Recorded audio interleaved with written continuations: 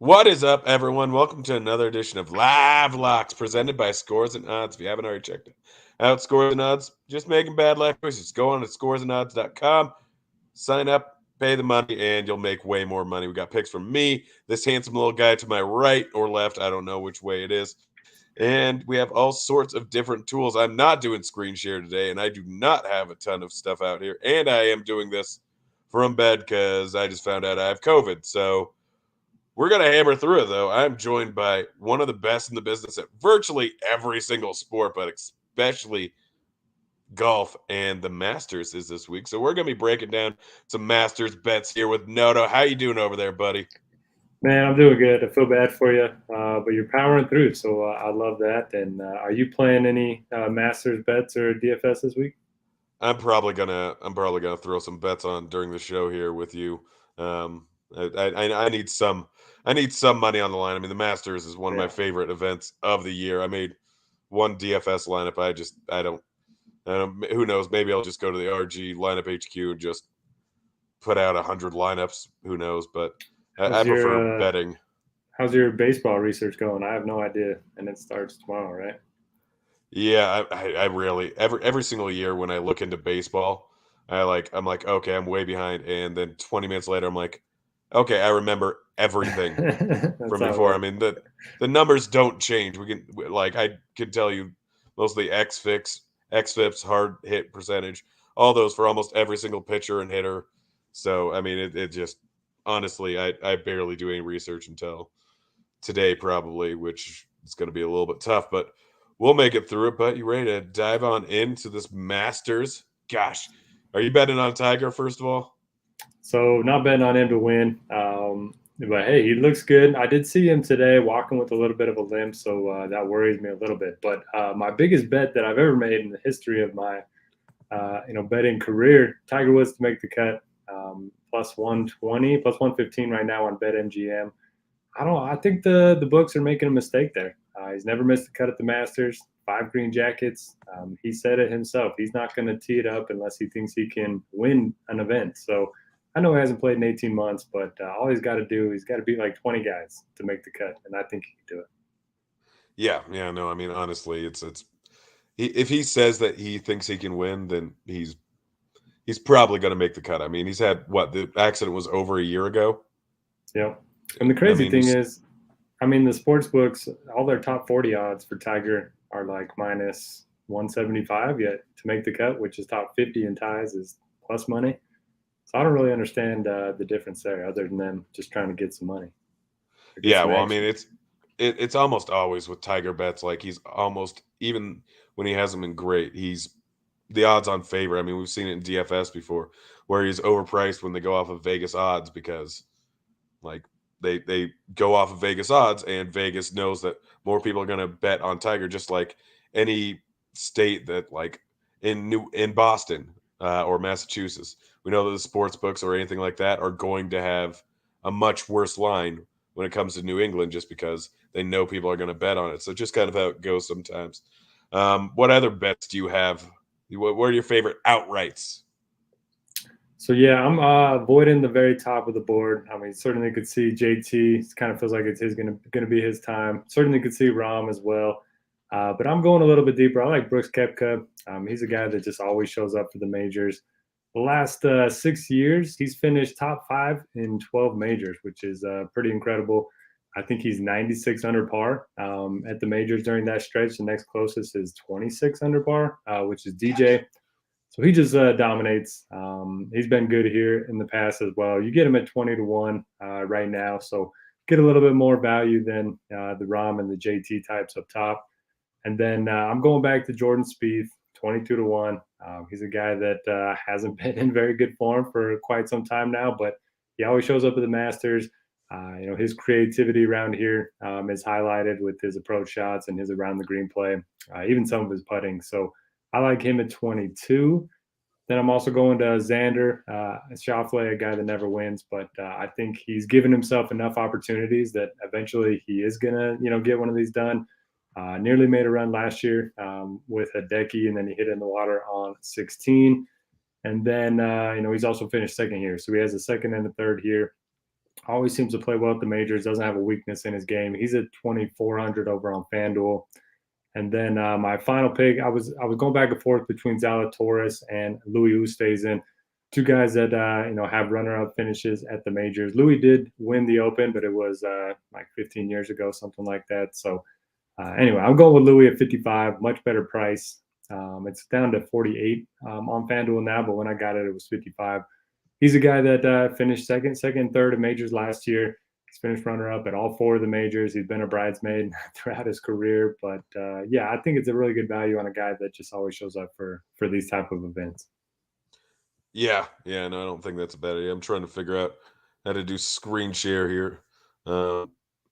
Picks, let's see, golf.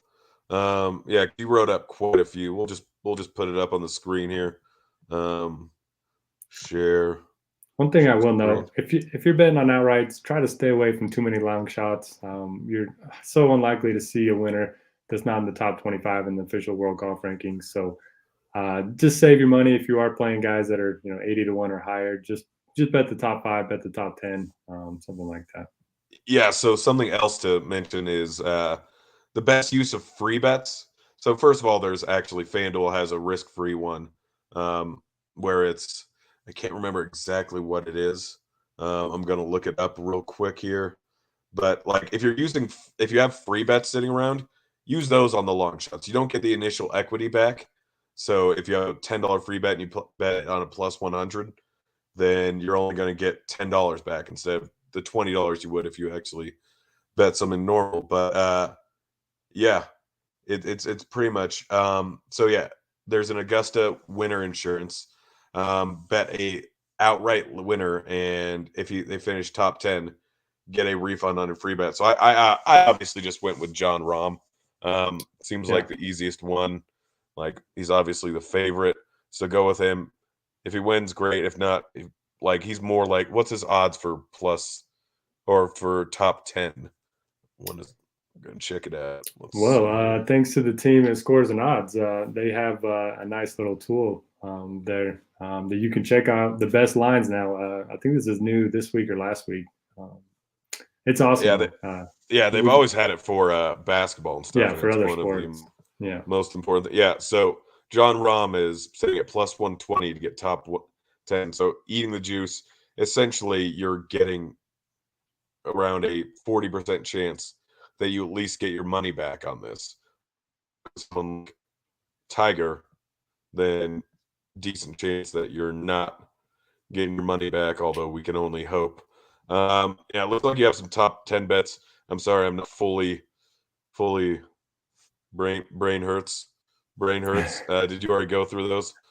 So yeah, let's get to the top 10 bets. So since Louis never wins and I bet him outright, I'd also did the top 10 bet just for some safety there. My favorite bet of the week, I want to say I moved the market a little bit because I was telling everybody that I knew to bet this number. Stuart Singh top 10. He was 2,500, plus 2,500 earlier in the week. It's down to plus 1,800, I believe. Still think it's a really good number. 18 to 1 for a guy to top 10 in a field of essentially 80 golfers. He's played here 13 times. He has 7 top 20s. And coming off of his best finish of the season, he's a lot longer than people might imagine off the tee. He's top 15 in this field in driving distance this season. So, yeah, a guy that tends to play well here, been in good form, has the course fit as well. I think that's a really interesting bet, and you're not asking a ton for him. I mean, top 10 certainly in play, even if he's top 25 heading into Sunday. Then I also got top 10s on Tony Finau. One of the things that I'm most excited for this week is I don't know if you've seen, can't remember his name, the guy on Twitter that does the Masters recap videos. I want to say it's for a radio spot. I'll have to send it to you, but Tony Finau, where he be now? I'm excited to hear that over and over again this week, and so I'm hoping he can end up in the top 10.